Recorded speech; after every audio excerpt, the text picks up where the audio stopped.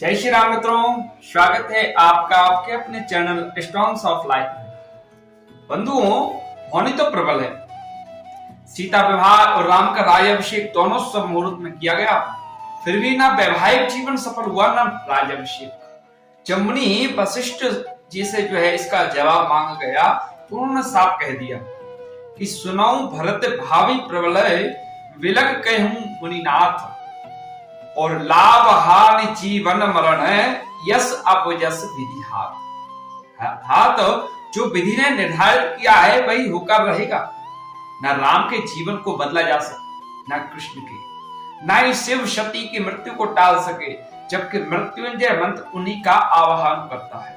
रामकृष्ण परमहंस भी अपने कैंसर को न टाल सके, न रावण अपने जीवन को बदल पाया, न कंस, जबकि दोनों के पास समस्त शक्तियां थी।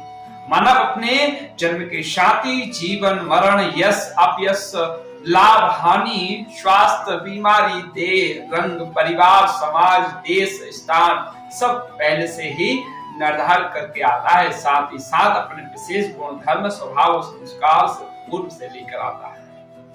इसलिए अपने जीवन में परिवर्तन चाहते हो तो अपने कर्म बदलें। आपकी मदद के लिए स्वयं आपकी आत्मा और परमात्मा दोनों खड़े, उसे पुकारें।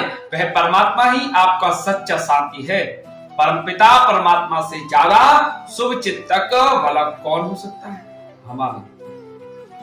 एक बार भगवान शंकर पार्वती जी भ्रमण पर निकले, माने कहीं घूमने के लिए, और रास्ते में उन्होंने देखा कि एक तालाब में कई बच्चे तैर रहे थे, लेकिन एक बच्चा उदास मुद्रा में बैठा था।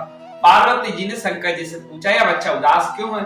तो शंकर जी ने कहा, बच्चे को ध्यान से देखो। पार्वती जी ने देखा, बच्चे के दोनों हाथ नहीं थे, जिस कारण वो तैर नहीं पा रहा था। पार्वती जी ने शंकर जी से कहा, आप शक्ति से इस बच्चे को हाथ दे दो ताकि वो भी तैर सके। अब शंकर जी ने कहा, हम किसी के कर्म में हस्तक्षेप नहीं कर सकते, क्योंकि हर आत्मा अपने कर्मों के फल द्वारा ही अपना काम अदा करती है। पार्वती जी ने बार बार विनती की, आखिरकार शंकर जी ने उसे हाथ दे दिए। वह बच्चा भी पानी में तैरने लगा। एक सप्ताह बाद शंकर जी पार्वती जी फिर वहां से गुजरे। इस बार मामला उल्टा था, सिर्फ वही बच्चा तैर रहा था और बाकी सब बच्चे बाहर। पार्वती जी ने पूछा, यह क्या है? तो शंकर जी ने कहा, ध्यान से देखो। देखा तो वह बच्चा दूसरों बच्चे को पानी में डुबो रहा था, इसलिए सब बच्चे भाग रहे थे। शंकर जी ने जवाब दिया, हर व्यक्ति अपने कर्मों के अनुसार फल भोगता है। भगवान किसी के कर्मों के फेर में नहीं पड़ते। उसने पिछले जन्म में हाथों द्वारा यही कार्य किया था, इसलिए उसके हाथ नहीं थे। हाथ देने से पुनः वह दूसरों को हानि करने लगा। प्रकृति नियम के अनुसार चलती है, किसी के साथ कोई पक्षपात नहीं।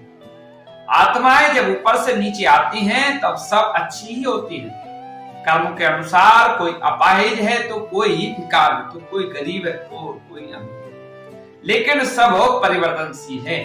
अगर महलों में रहकर या पैसे के नशे में आज कोई बुरा काम करता है तो कल उसका भुगतान तो उसको करना है। कर्म तेरे अच्छे तो किस्मत तेरी दासी है, नियत तेरी अच्छी तो घर में ही मथुरा काशी। सदैव प्रसन्न रहिए।